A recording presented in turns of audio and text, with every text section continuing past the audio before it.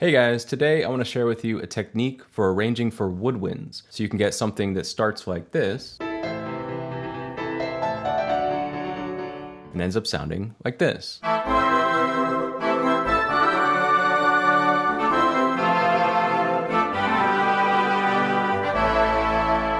This comes from the amazing, but unfortunately out of print book, Project Lessons in Orchestration by Arthur E. Heacox. We're gonna take this in 4 parts. First, I'll show you the basic technique. Then we'll apply it to the town theme from Zelda 2. After that, I'll explain how to get the best sound from the woodwinds by working with their strongest registers and ranges. And finally, we'll do one more practical application with Zelda 2's battle theme. We've condensed all of this into a PDF, so you can follow along step by step, which you can get when you sign up for my newsletter. Check in the description for the link. Start with a melody in a middle treble clef range and a bass line underneath. Harmonize the melody in thirds, or some other close interval. We'll do mostly thirds and then sixths for the last 2 here to give us a nice chord at the end. Give the top part to 2 winds of the same type. For example, 2 oboes or 2 clarinets, or both. Double the melody an octave higher in 2 flutes and an octave lower in 2 bassoons. If the bassoons are getting in the way of your bass line, then bring your bass down an octave. We'll give it to contrabassoon, which sounds an octave lower than written. So I'll play where we started and then where we ended up.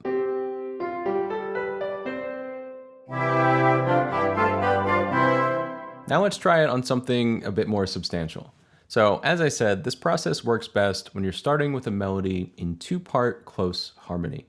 Basically that means you have 1 note on top, which is your main melody, and a second note underneath moving in the exact same rhythm on some other tone. Hence why we're calling it harmony. Ideally, it's harmonized in thirds, but it works pretty well as long as the 2 parts are within an octave. So for example, in the town theme from Zelda 2, this is our main melody.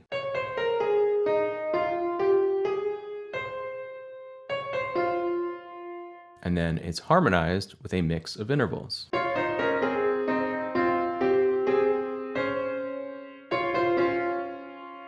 Bring it together with a bass line, and the whole first part sounds like this.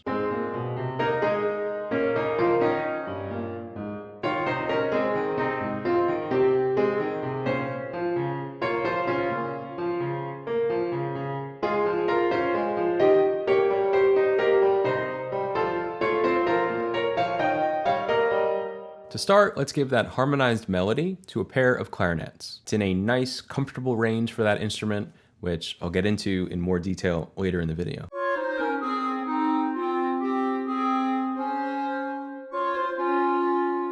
The next step almost feels too easy, but it sounds great. All we're gonna do is take that top pair, double it an octave above and an octave below. So I'll give the higher octave to 2 flutes and the lower octave to 2 bassoons.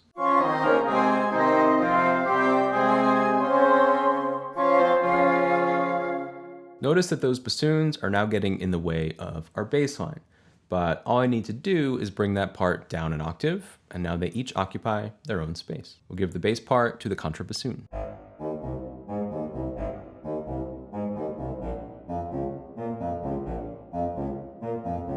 And that's basically it. Let's take a listen to the note performer playback.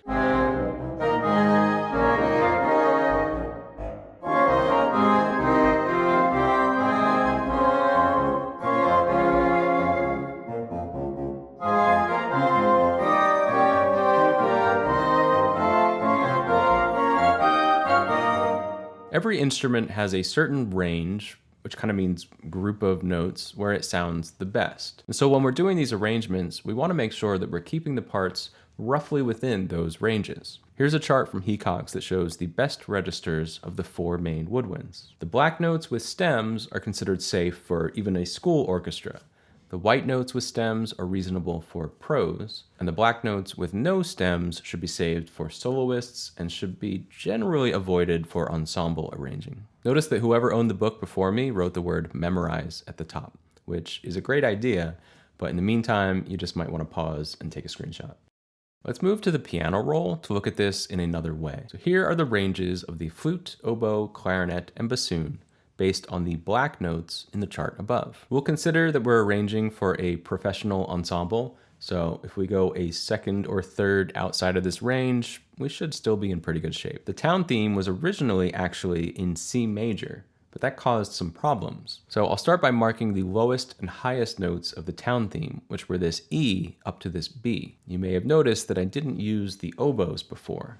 That's because I knew I wanted to be able to double the part both an octave lower and an octave higher. If we gave this part as is to the oboe, it would be pretty close to the safe range, but it would be getting a bit too high for the flute in that higher octave. But more importantly, in that lower octave, it doesn't really sit well in the clarinet or the bassoon. So instead, if we take the whole thing down a major third, it fits perfectly in our clarinet range. And then when we bring that up an octave, it's no longer too high for the flute. Plus, when we take it to the lower octave, we're pretty close to the recommended bassoon range, just a step above what's considered safe for a student orchestra. So bringing it down from C major to A flat major helps us make sure that all of the parts are taking advantage of the best range of each instrument, or at least trying to find a good balance. Let's do one more, just so you can make sure you're clear on how this works. By the way, MIDI files, PDFs, Dorico files, and MP3s for all the examples in this video are available on my Patreon.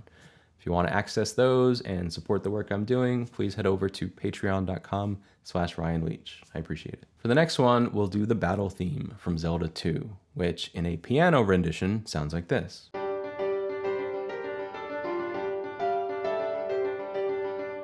This time, I really want to use the oboes because they have that bite and fire that I think will go well with the metaphor of a battle. But where it sits right now is too low. Those low notes are getting squawky and rough. So the first thing I'm going to do is adapt the key to find a better range for the oboe. If we bring it up a fifth from G minor to D minor, now it's in a pretty comfortable register. We can now double that in the lower octave with the clarinets. And we can double it again an octave lower in the bassoons. Notice that it's getting pretty low down there in the bassoons, but for the context of a battle, which should be all tough and thick, I actually like it. If at first you're wondering why I set the oboe a bit high, it's because I didn't want this bassoon part to get too low. Once again, our bass line is getting pretty low, so I'm actually going to call in some backup, have the contrabass double the contrabassoons for support. Also, our original piano had some energy in the middle. In this really low register, these fifths end up giving us a sort of power chord effect,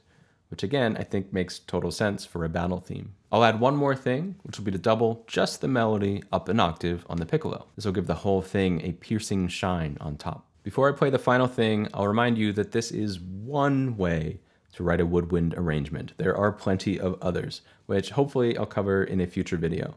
Subscribe so you know when those come out. And it depends a lot on the material you're starting with. I didn't pick these 3 tunes at random, but I chose them because they seemed like they already lent themselves well to this method of arranging. So if you want to try this out, you should also try to either write or find something with a closely harmonized top line and a simple bottom line. Here's how the final arrangement of the battle theme sounds.